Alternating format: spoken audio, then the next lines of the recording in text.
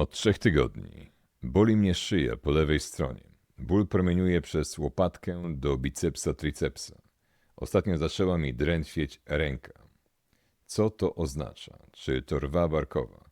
To może być rwa barkowa, czyli schorzenie polegające na tym, że jest przepuklina w kręgosłupie szyjnym i ta przepuklina uciska korzeń nerwowy. Ból może objawiać się w łopatce, bardzo często w okolicach łopatki i może promieniować do barku, do okolicach tricepsu, bicepsu, w zależności od tego, który to jest korzeń, do przedramiona i idzie też do ręki, do palców.